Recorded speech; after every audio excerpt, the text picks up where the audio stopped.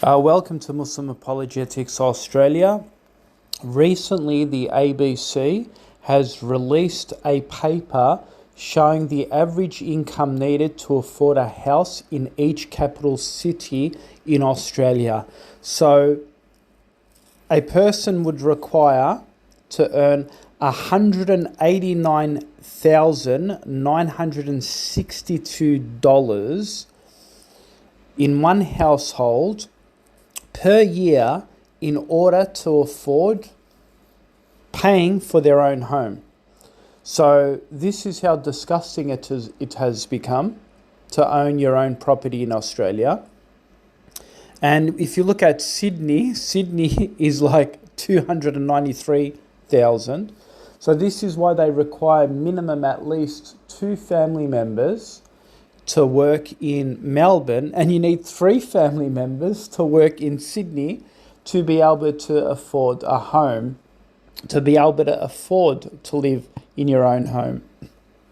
And this is why the rental market has gone out of control as well.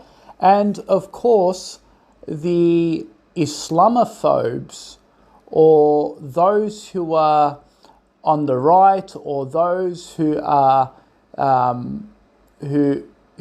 people who don't want to take any accountability of their own, people who don't wish to speak about why this is, the people who don't wish to point a finger at a particular country because they will be deemed as an anti-Semitic, right? They don't want to talk about that, but instead they will conveniently say, oh, this is because of the immigrants. They are the ones who are coming to Australia, driving the property market up. But this is far from the truth. This is far from the truth. The truth is, that's the price we have to pay for funding and supporting Israel. No matter where you look in Israel, it has the residue of Western interference, Western support, Western taxpayer dollars. Yes, all those banks that control the interest rates, that control destroying families, are owned by Rothschild.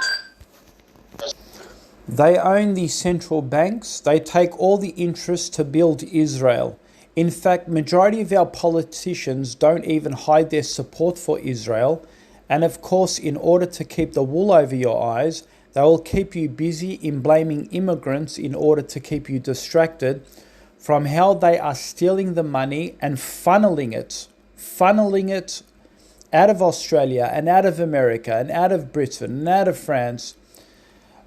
They funnel this money out, driving the property market up, and who suffers? It's the average Australians.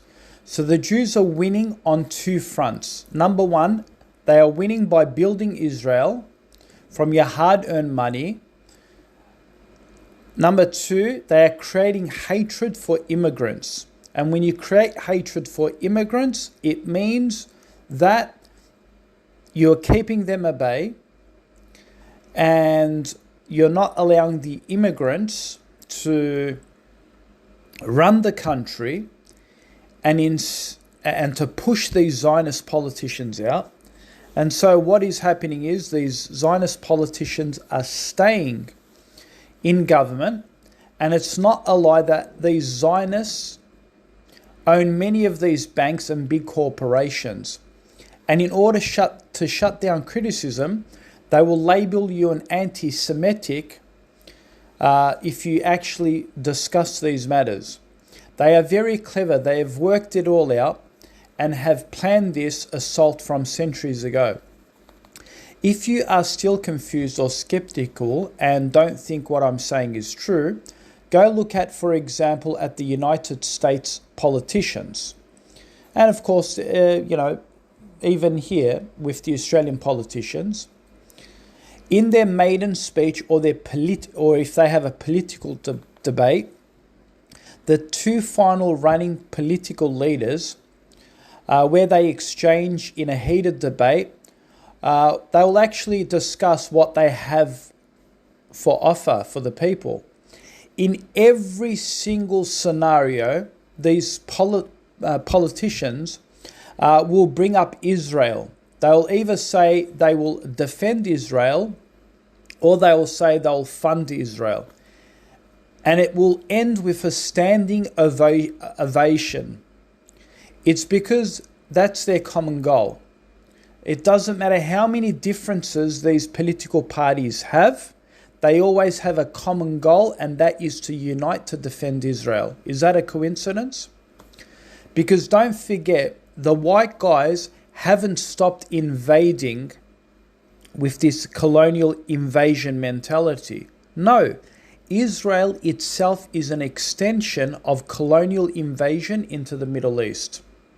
Benjamin Netanyahu has even outlined many times how Israel's borders will extend past the Jordan River into Syria, into Lebanon, into Iraq, into parts of Iran and Saudi Arabia. This project has been defined as the Greater Israel Project. You can look this up online. The Jews don't even hide it anymore. You can see a Christian preacher who actually speaks about this, and I'll post it at the end of this video. And this is why militant Christians, like the Trump camp or their supporters, are in bed with Israel, because they believe Jesus will descend back to Israel and rule as king. And thus why they are supporting the Jews in Israel.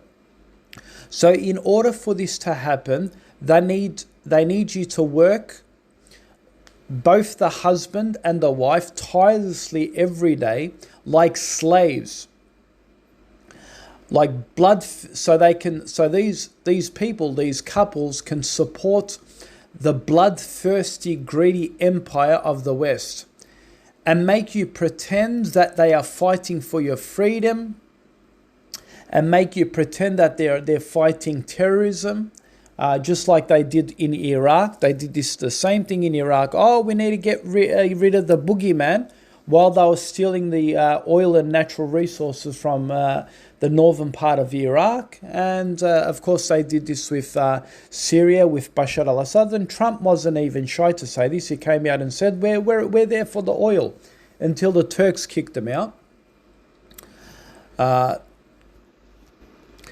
And of course, they pretend to claim that you own your assets, you own the mortgage, you own the houses, and soon as you can't make it a repayment, they kick you out on the street.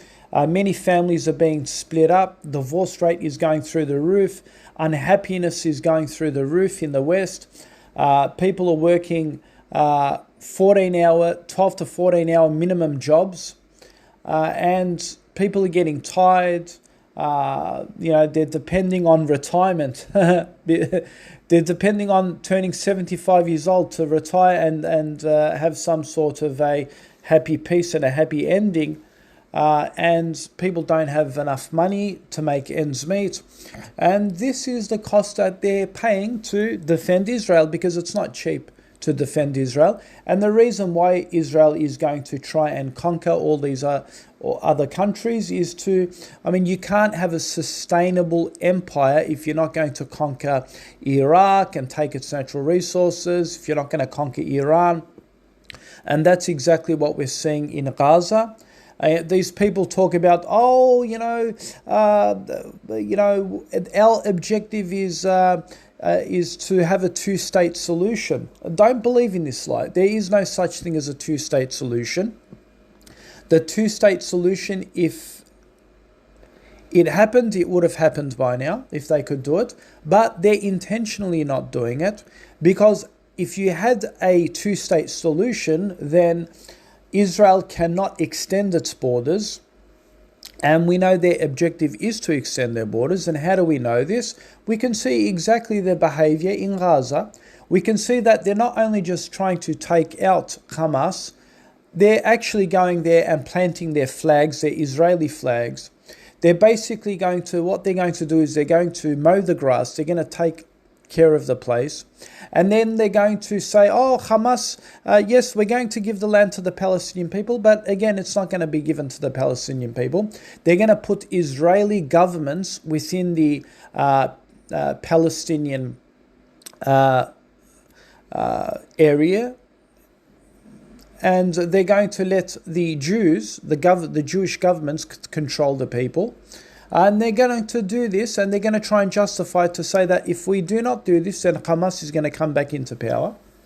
And so they're going to use that justification then to continue to rule and reap its land of its natural resources. They already know that there are natural resources on the coast of Gaza. Heaps of gas reserves have been discovered there. So they're going to try and take that opportunity for themselves. And so their agenda is to push that colonial mentality, and it's going to be driven. This is why there's so much support from Great Britain and America, because they're like, Jesus is going to come there. We need to prepare for Jesus. And at the same time, we need to take control of these natural resources to continue our Western Judeo-Christian empire to flourish in the area. And of course, because they don't like taking any accountability of their own, just like they blame immigrants for the financial crisis that people are going through. So just like they blame these immigrants that, it's driving the property market up, it's becoming unaffordable and so forth. They don't take any accountability for their own expenditure in supporting all of these wars overseas. We know that millions and millions of dollars are pouring into Israel each year. This was promised by the governments of America and Australia and so forth.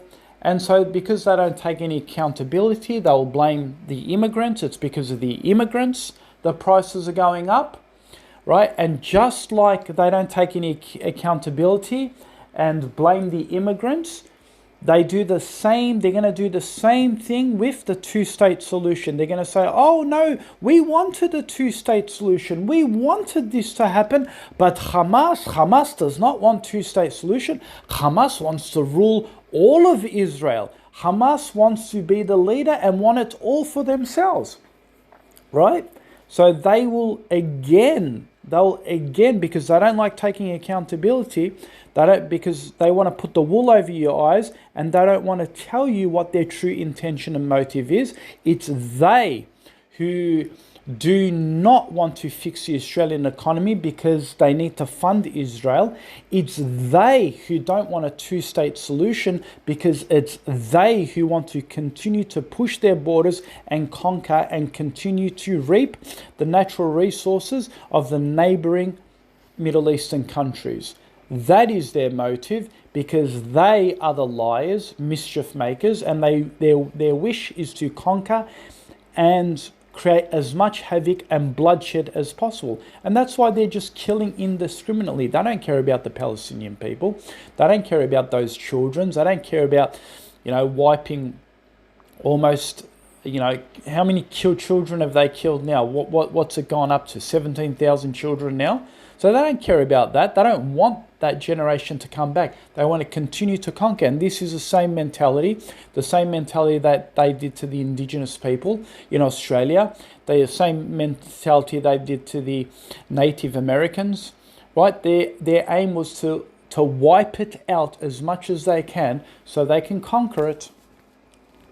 So folks, do not ever allow these people to ever manipulate the facts. Ever. As soon as they use immigrants as an excuse,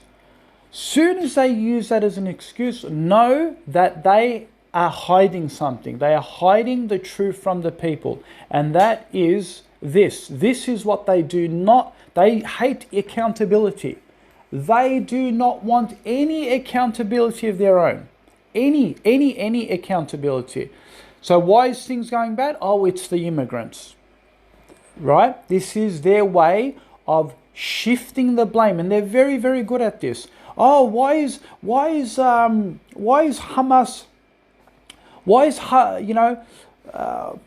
is the world telling us that we're killing children? No. We're not going to take any accountability. We're just going to blame Hamas. So we're going to say that they are using them as human shields. Human shields, right? Everything. They bomb hospitals, human shields. They bomb schools, human shields. They bomb ambulances, it's human shields. Everything is human shields. So they are a people. They are a people who do not wish to take any guilt or any accountability of their own.